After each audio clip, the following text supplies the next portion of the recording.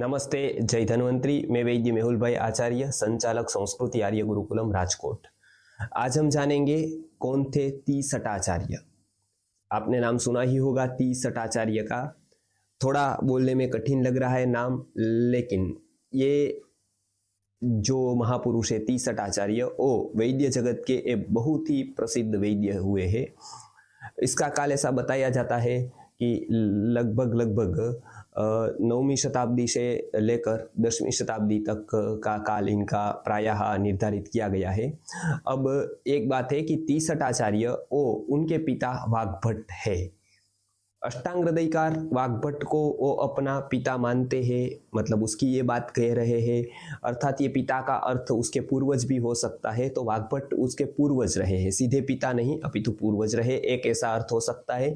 लेकिन वहां पर सीधा ही उन्होंने पिता ही लिखा है, तो वैद्य वाग्भट वो वाग्भट के बाद कोई वाग्भट हुए होंगे, क्योंकि इतना बड़ा फासला है दोनों के बीच में कि ये वाग्भट नहीं हो सकते। जो अष्टांग संग्रह और अष्टांग हृदय जिन्होंने लिखा है वो वाग्भट उनके पिता नहीं हो सकते। लेकिन उनके पिता का नाम भी वाग्भट संयोग से हो और वो भी वैद्य हो बड़े, तो बहुत बड़े वैद्य वाग्भट का नाम वो लिखते हैं और उनसे बहुत योगों को उनको जानकारी मिली है।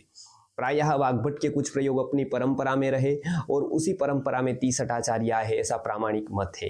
तो तीसटाचार्य मूलतः काश्मीर में निवास करते थे, काश्मीर के थे ऐसा लगता है।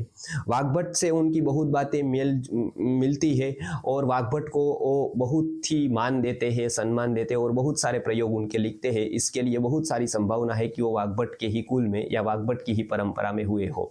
शुरुआत में ही तीसटाचार्य ने जो ग्रंथ लिखा है वो शुरुआत में ही लिखते हैं, उसका नाम है चिकित्सा कलिका।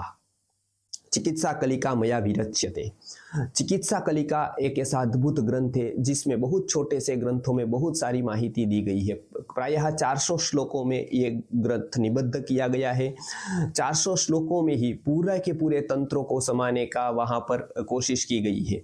अलग अलग तंत्रों में वो विभक्त किया गया है और खास करके चिकित्सा कलिका में अनेक प्रकार के रोगों की चिकित्सा बताई गई है, इसीलिए इसका नाम ही चिकित्सा कलिका बताया है। वैद्यों के लिए ये ग्रंथ बहुत ही उपयोगी है। शुरुआत में उन्होंने सूर्य की प्रशस्ति की है। आयुर्वेद में माना गया है आरोग्यम भास्करात् इच्छेत्। पुराण में भी ये कहते हैं कि आरोग्य की कामना हमको सूर्य से करनी चाहिए। तो ग्रंथ में शुरुआत में ही वो सूर्य के श्लोक लिखते हैं, धन्वंतरी सुश्रुत को याद करते हैं और वाग्भट को भी याद करते हैं, तो सूर्य की भक्ति वो दिखाते हैं।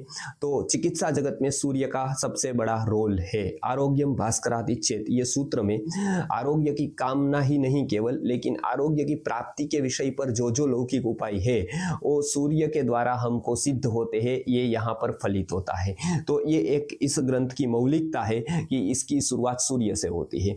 आगे अनेक रोगों की चिकित्सा के योग अपने अपने रीत से उन्होंने वहां लिखे हैं, जो बहुत ही परिणामदायी हो रहे हैं आज भी। तो ऐसे तो सालों से जो बुखार में दिया जाते हैं वो तो औषधि ही, जैसे अमृता दी जाती है, अमृतारिष्ट दिया जाता है, त्रिभुवन कीर्ति दी जाती है, रस दिया जाता है, लेकिन उन्होंने ज्वर में विश्वादि योग करके एक योग बताया है। बहुत ही अच्छा योग है, आप पढ़ेंगे तो आपको पता चलेगा कि विश्वादि योग का एक बार आप प्रयोग करें, हमने प्रयोग किया है उसका। तो विश्वादि योग बहुत ही अच्छा ज्वर की दवाई के रूप में उपयोग होता है।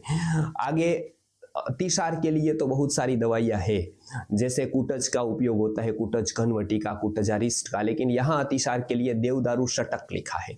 देवदारू शतक का भी बहुत ही अच्छा प्रयोग उन्होंने अतिसार के लिए किया है, डायरिया के लिए किया है। ग्रहणी के लिए भुनिम्बादी चूर्ण की महत्ता बताई है। श्वित्र कुष्ठ यानी ल्यूकेडर्मा जो होता है, जो सफेद दाग होते हैं, उसके लिए उन्होंने, श्वित्र के लिए उन्होंने नील घृत करके घृत की योजना दी है। नील घृत के बहुत सारे प्रयोग साउथ में बहुत लोग करते हैं आज भी, तो नील घृत भी प्रयोग करने जैसा है। पांडु में तो हम उपयोग कर ही रहे हैं, नवायुष चूर्ण उन्होंने ही दिया है पांडु के। श्वास काश में व्याघ्री हरितकी का बहुत ही अच्छा प्रयोग उन्होंने वहां पर दिया है, श्वास काश के रोगों में। अच्छा, अनेक रोगों में भी व्याघ्री हरितकी के प्रयोग दिए हैं। आगे शूल के लिए हिंगू पंचक करके दिया है, जो किसी भी प्रकार के शूल को, पेट का हो या गैस के कारण हो, तो वो शूल जो हो रहा है, पेन हो रहा है, उसके लिए गैस्ट्रिक प्रॉब्लम के लिए हिंगू पंचक की भी बात उन्होंने की है, जो ये मौलिक योग उनके कहे जाते हैं। उन्माद में धूप करने को बताया है अलग अलग। उन्माद की चिकित्सा अच्छी तरह से उन्होंने लिखी है, उसमें विजयी धूप करके एक धूप है, दशांग धूप करके धूप है, वो धूप की बात उन्होंने बहुत अच्छी तरह से वहाँ विवरण उनका किया है। तो ये बहुत सारे रोगों के योग, चिकित्सा के योग उन्होंने वहाँ लिखे हैं। हम वो पढ़ेंगे तो इतने ही श्लोकों के जो आधार पर हम बहुत अच्छी चिकित्सा कर सकते हैं, और जो औषधियाँ लिखी है उसका हम प्रयोग करेंगे तो वो बहुत ही अच्छे परिणाम दे सकती है, परिणाम दे रही है। अनेक प्रकार के औषध आज अनेक फार्मेसी बना रही है, वो भी 63 आचार्य के योग से ही लिए गए हैं। तो इसका हमको अध्ययन करना चाहिए, मनन करना चाहिए, और जो वस्तु उन्होंने बताई है वो सरलता से ही बन सकती है। सरल ही योग दिए हैं, ऐसे कठिन योग नहीं है, तो उसका भी हम प्रयोग करके लाभ प्राप्त कर सकते हैं अनेक रोग में। तो ये 63 आचार्य है वो वाग्भट के ही परंपरा के एक आचार्य हुए, और उन्होंने आरोग्य के क्षेत्र में खास करके जो चिकित्सा कलिका ग्रंथ है उसके द्वारा उसकी ख्याति हुई है, और वो अद्भुत ग्रंथ हमको प्राप्त हुआ है। नमस्कार, जय धन्वंतरि।